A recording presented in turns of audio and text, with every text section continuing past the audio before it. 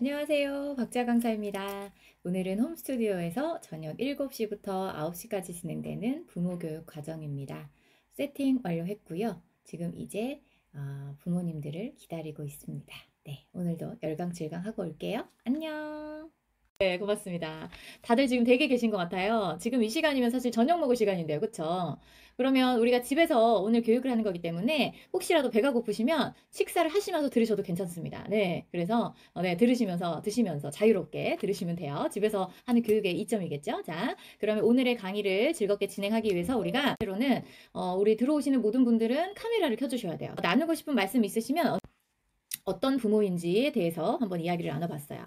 근데 지금 이제 우리 부모님들이 막 써주신 걸 보니까 뭔가 잘 하고 싶은데 잘 안 되는, 그죠? 그다음에 이렇게 아이들에게 좋은 걸 좀 주고 싶지만 어떻게 줘야 될지 잘 모르겠는 그런 상황인 것 같아요. 그래서 우리가 오늘은 다른 부모님은 이렇게 잘하는 것 같은데 나는 못하나 이렇게 생각하지 마시고 다른 부모님과 나를 비교하는 시간이 아니라 한 요소들을 한번 같이 찾아볼 거예요. 제가 여러분에게 힌트를 드릴 텐데 여러분 그 힌트를 보시고 같이 한번 열어볼게요. 어떤 것들이 필요한지. 자, 먼저 첫 번째는 어떨 때는 아이들이 어떤 매체를 컨텐츠를 지금 접하고 있는지를 아예 체크를 못하는 경우도 있어요. 그러면 어떤 게임 채널 같은 경우에는 되게 그 게임을 소개하는 그 유튜버가 굉장히 좀 이렇게 과격한 언어나 이런 걸 사용하는 경우가 있어요. 그러면 아이들이 그걸 정말 그냥 자연스럽게 흡수를 해버려서 스마트폰에 중독된 아이들은 공감 능력이 결여가 돼서 공격적이었고요. 자아 중심적이었대요. 그래서 자신의 감정에 대한 표현 방법이 굉장히 미숙고 부모님들이 그동안 관찰했던 것을 기반으로 해서 대답을 한번 해보셨는데 1번부터 4번 문항 중에 딱 보셔도 아마 눈치채셨을 거예요.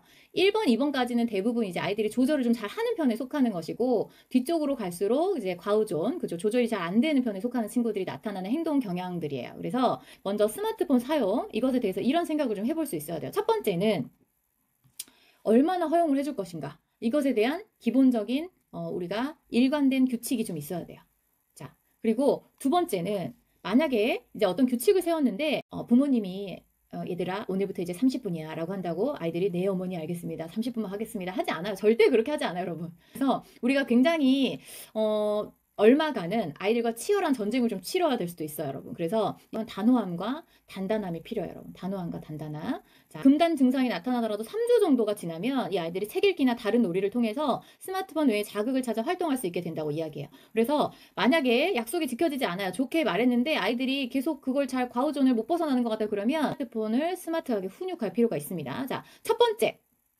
스마트하게 훈육하는 첫 번째 규칙은요. 시간이 약 15초 정도 걸린대요. 15초. 우리 어머니들은 좀 빠르시네요. 네.